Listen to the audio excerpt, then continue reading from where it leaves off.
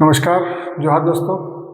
आज फिर आपके सामने उपस्थित हूँ एक नया टॉपिक के साथ। और जैसा कि आपको पता है कि हम मुख्य परीक्षा में पेपर 3 के इतिहास खंड से टॉपिक वार चर्चा कर रहे हैं। और आज इसी क्रम में हम इतिहास के जो प्राचीन काल का इतिहास है उसके चौथे टॉपिक, जिसका नाम है लिच्छवी और उनका गणतंत्रात्मक गठन। लिच्छवी कौन थे और उनके गणतंत्रात्मक गठन उनका कैसा था, इस पर आज हम लोग चर्चा करेंगे।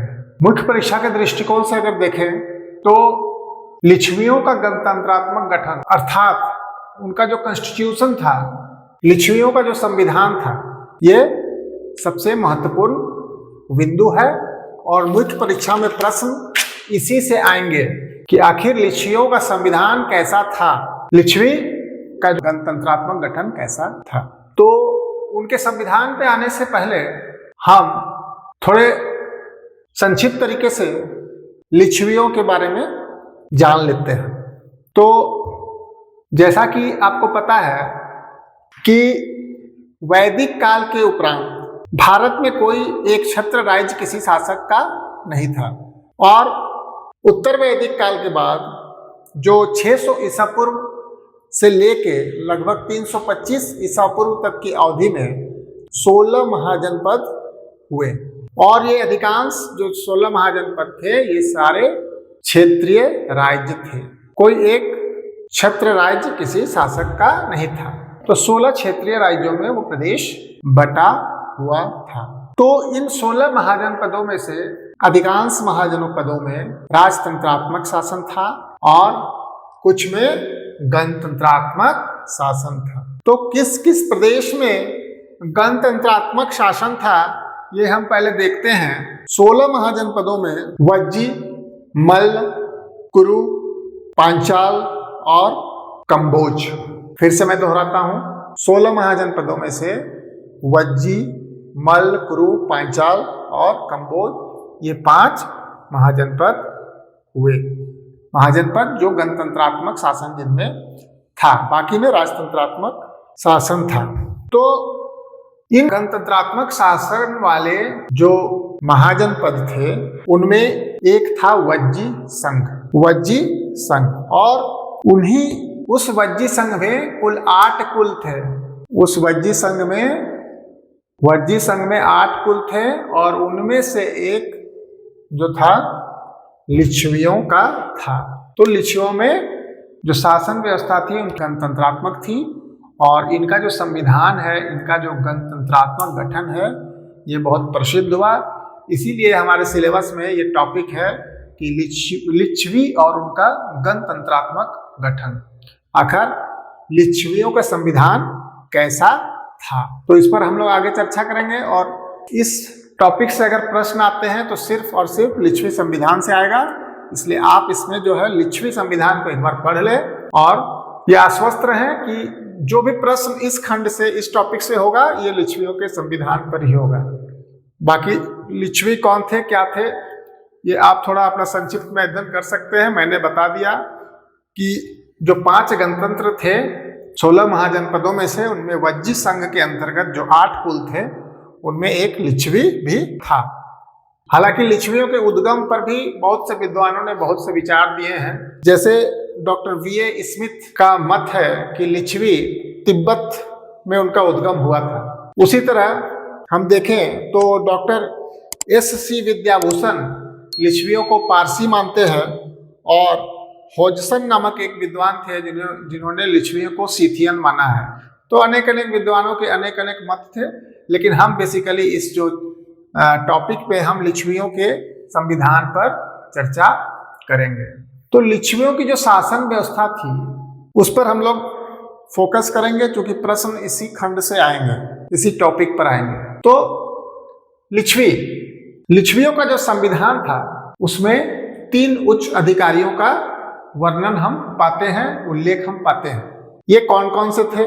तो लिच्छवियों के संविधान में राजा, जिसे भी राष्ट्रपति भी कहा जाता था, उसके बाद उपराजा, उपराष्ट्रपति और सेनापति, ये 3 उच्च अधिकारियों का उल्लेख है। साथ ही में एक चौथे का भी जिक्र मिलता है और वे होते थे वित्त मंत्री या भंडागारिक। तो लिच्छवियों का जो प्रशासन था, उनका जो गणतंत्रात्मक गठन था, उनका जो संविधान था, उसमें 4 मुख्य अधिकारियों का वर्णन हम पाते हैं। और उसमें से चारों का नाम मैं फिर से एक बार रिपीट करता हूं। राजा या राष्ट्रपति, उपराजा या उपराष्ट्रपति, सेनापति और वित्त मंत्री, जिसे भंडागारिक भी कहा जाता था। ये वस्तुनिष्ठ प्रश्न के लिए उपयोगी है। वित्त मंत्री अर्थात भंडागारिक, ये चारों मिलकर मंत्रिमंडल का निर्माण करते थे और शासन व्यवस्था को ये चलाते थे। यहां तक क्लियर है। अब हम आगे देखेंगे doctor KP Jaiswal. KP Jaiswal जो इतिहासकार थे, इनका मत है कि उस समय लिच्छवियों में अर्थात वैशाली में कुल 7,707 मूल परिवार थे। 7,707 7707 मूल परिवार के सदस्य थे और यही शासक वर्ग में चुने जाते थे। अर्थात इन्हीं में से राजा, उपराजा, सेनापति, वित्त मंत्री अर्थात भंडागारिक सभी चुने जाते थे। अर्थात केपी जायसवाल के मतानुसार 7,707 मूल परिवार के सदस्यों में से ही शासक चुने जाते थे। जबकि उनका मत है कि उस समय पूर्ण जनसंख्या जो थी लिच्छवी की 1,68,000 थी। तो 1,68,000 की जनसंख्या में से 7,707 जो थे वो मूल परिवार के शासक वर्ग के सदस्य थे और उन्हीं का चुनाव इस मंत्रिमंडल में होता था। ऐसा मत केपी जायसवाल ने रखा है। फिर ललित विस्तार नामक पुस्तक में हम ये देखते हैं कि उस समय नाते में मतलब रिश्ते नाते में बड़े होने का अर्थात आदर का कोई नियम नहीं था। प्रत्येक व्यक्ति स्वयं को राजा समझता था। मैं राजा हूं, मैं राजा हूं, ऐसा सभी कहते थे। कोई अनुयायी नहीं था। तो ललित विस्तार में इस बात का जिक्र है कि नाते में बड़े होने या आदर के नियम का कोई भी लक्षण उस समय लिच्छवी गणतंत्र में नहीं मिलता है और सभी अपने आप को राजा मानते हैं और कोई किसी का अनुयायी नहीं था। अब एक दूसरे विद्वान थे आर.के. मुखर्जी। हमने तो केपी जायसवाल की बात की। आर.के. मुखर्जी, इनका जो मानना था कि आंतरिक रूप में गणराज्य की शासक संस्था में वैशाली के 7,707 राजा, वैशाली के नागरिक, अर्थात आर.के. मुखर्जी का भी ये कहना है कि जो लिच्छवी गणराज्य था उसकी शासक संस्था में वैशाली के 7,707 राजा हुआ करते थे और उनको 84,000 की दुगनी जनता यानी कि 1,68,000 की जनता चुनती थी। तो कहीं ना कहीं केपी जायसवाल और आर.के. मुखर्जी के मत में समानता है। दोनों ने माना है कि जो मूल परिवार में 7,707 सदस्य थे और उन्हें 1,68,000 की जनता उसे चुनती थी। हमने देखा कि मंत्रिपरिषद में 4 पद होते थे, राजा, उपराजा, सेनापति और वित्त मंत्री या भंडागारिक। तो ये 2 चीजें हमने अभी देखी कि लिच्छवियों का जो गणतंत्र था, उनका जो शासन व्यवस्था था, उनके संविधान के अनुसार कुल 4 सदस्यीय मंत्रिपरिषद हुआ करता था। फिर से रिपीट कर दूं, राजा जिसे राष्ट्रपति, उपराजा, उपराष्ट्रपति, सेनापति और वित्त मंत्री अथवा भंडागारिक उस मंत्रिमंडल के सदस्य होते थे। 7,707 मूल परिवार के सदस्य में से ही ये चुने जाते थे और कुल जनसंख्या 1,68,000 थी जो इनका चुनाव करती थी। ऐसा मत विभिन्न विद्वानों जैसे केपी जायसवाल और आर.के. मुखर्जी ने दिया है। हमने देखा ललित विस्तार में भी उस समय बड़े या आदर का नियम नहीं था और प्रत्येक स्वयं को राजा मानते थे, कोई स्वयं को अनुयायी नहीं मानता था। अब हम देखेंगे लिच्छवियों की एक 9 सदस्यीय समिति उनके विदेशी मामलों को देखती थी। यहाँ देखिए विदेशी मामले, 9 सदस्यीय लिच्छवियों की एक समिति हुआ करती थी जो उस समय प्रशासन में विदेशी मामलों को देखती थी। और अगर हम न्यायिक प्रशासन की हम बात करें तो 8 सदस्यों की एक परिषद हुआ करती थी। तो उनके संविधान के मुख्य बिंदु, उनकी गणतंत्रात्मक व्यवस्था के मुख्य बिंदुओं पर हम एक नज़र डाल रहे हैं। बाकी आप और डिटेल्स में अगर आपको नोट्स की आवश्यकता होगी तो आप हमसे संपर्क कर सकते हैं। हमने अपने चैनल पे ईमेल एड्रेस दिया हुआ है जिससे आप हमसे जुड़ सकते हैं।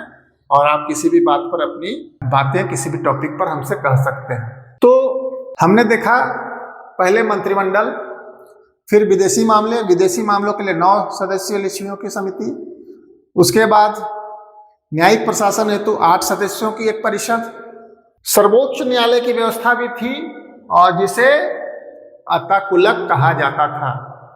लिच्छवी गणतंत्र में, लिच्छवी संविधान में सर्वोच्च न्यायालय को अताकुलक कहा जाता था और अपराधी घोषित करने की शर्त यह थी कि कोई भी व्यक्ति तब तक अपराधी नहीं माना जाएगा जब वो 3 स्तरों से न गुजर जाए।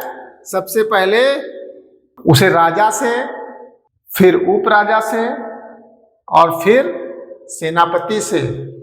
जब तक वो निर्दोष साबित नहीं हो जाता या जब तक इनके द्वारा क्लीन चिट नहीं मिल जाता तब तक वो अपराधी घोषित नहीं किया जा सकता था। तो ये जो न्यायिक व्यवस्था थी वो लिच्छवियों में लागू हुआ करती थी। तो अपराधी घोषित करने से पहले राजा, उपराजा और सेनापति अपने अपने स्तर से जांच करने के उपरांत ही जो है स्वीकारात्मक निर्णय पर पहुंचते थे और तभी कोई व्यक्ति अपराधी घोषित किया जाता था। उसके अलावा उनकी एक और खास बात थी कि जो भी निर्णय न्यायालय द्वारा दिए जाते थे उनका समुचित रिकॉर्ड रखा जाता था। तो आखिर सिलेबस में लिच्छवी संविधान को रखने के पीछे मकसद क्या है? मकसद ये है कि लिच्छवियों के संविधान से कुछ चीजें आज हमारे वर्तमान न्यायिक व्यवस्था में भी आज देख सकते हैं। जैसे वर्तमान में हमारे देश में भी मंत्रिमंडलीय व्यवस्था लागू है। न्यायिक व्यवस्था में भी हम देखेंगे विदेशी मामले के लिए अलग विभाग है, न्यायिक प्रशासन के लिए परिषद है, उसके बाद किसी को दोषी साबित करने के लिए कई स्तर होते हैं। जैसे कि यहाँ पर आप देख रहे हैं कि राष्ट्रपति यानी कि राजा, उपराष्ट्रपति, उपराजा, सेनापति तीनों का स्तर पर गुजरना पड़ता है, तभी जाकर कोई व्यक्ति दोषी साबित होता है। हम वर्तमान संदर्भ में भी देखें तो हमारा जो न्यायिक प्रणाली है वो भी कई स्तरों पर है। लोगों को अपीलीय जो न्यायाधिकरण मिले हुए हैं, निचली अदालतों के खिलाफ हम उच्च अदालतों में जा सकते हैं। तो इस तरह की व्यवस्था कहीं न कहीं तत्कालीन लिच्छवी गणराज्य का संविधान और अभी के संविधान में कुछ न कुछ समरूपता देखी जा रही है। तो निर्णयों को रिकॉर्ड में रखने की व्यवस्था उस समय भी थी, अभी भी है। तो कहीं न कहीं कुछ चीजें लिच्छवी गणतंत्र से वर्तमान संदर्भ में भी देखी जा सकती हैं। और आप अगर लिच्छवियों के गणतंत्रात्मक गठन के बारे में या उनके संविधान पर कोई प्रश्न आए तो उसे आप इन क्रमों में लिखेंगे और वर्तमान जो व्यवस्था है उससे कहीं न कहीं थोड़ा सा समरूपता दिखाने का प्रयास करेंगे। तो इसे मैंने इस चैप्टर को संक्षिप्त रूप से आपके सामने रखा है। और जो महाजनपदों में से जो वज्जी संघ था उसमें क्या था कि लिच्छवी एक प्रमुख कुल के रूप में था और उस संघ में जो 8 कुल थे उनमें विदेह था, मल्ल थे। तो ये जो है कभी कभी ये जो है समान रूप से मिलकर ये कुल संघों का भी निर्माण करते थे। तो हमने इस विषय पर जो भी चर्चा की, मेरा ये प्रयास था कि मैं मुख्य बिंदुओं को रखूं और इसका और भी विस्तृत अध्ययन किया जा सकता है। आप प्रमाणिक पुस्तकों का सहारा इसके लिए ले सकते हैं और हमसे भी संपर्क कर सकते हैं। अगर इस विषय में किसी भी प्रकार की आपको गाइडलाइन की आवश्यकता हो तो हमारे सहयोगी भी श्री कैलाश मिश्रा जी भी आपसे बीच बीच में जुड़ते रहेंगे। वो तो 7वीं जेपीएससी में अंतिम रूप से सफल भी हो चुके हैं, तो उनका भी मार्गदर्शन आपको मिलेगा। अगले टॉपिक्स पर हम प्रयास करेंगे कि वो आपका मार्गदर्शन करें। मैं तो नियमित रूप से आऊँगा ही और कैलाश जी भी आपके सामने आएंगे। तो लिच्छवी संविधान पर आज की चर्चा को आज हम यहाँ समाप्त करते हैं और मिलते हैं नेक्स्ट जो भी टॉपिक है। और आपको बता दूं दोस्तों कि इसके अलावा जो और भी पेपर्स हैं, जैसे पेपर 4 भारतीय संविधान और उसमें जो आपका पब्लिक एडमिनिस्ट्रेशन वाला है, इसका भी टॉपिक वाइज लेक्चर 1-2 दिन में शुरू कर देंगे और प्रयास रहेगा कि मुख्य परीक्षा तक सारे टॉपिक्स को किसी न किसी हद तक हम लोग जो मुख्य उसके जो पाठ है, मुख्य बिंदु हैं, कम से कम उस पर चर्चा कर लें और आप अच्छे से परीक्षा दे सके, यही हमारी शुभकामना है। आप हमसे जुड़े रहें। Thank you.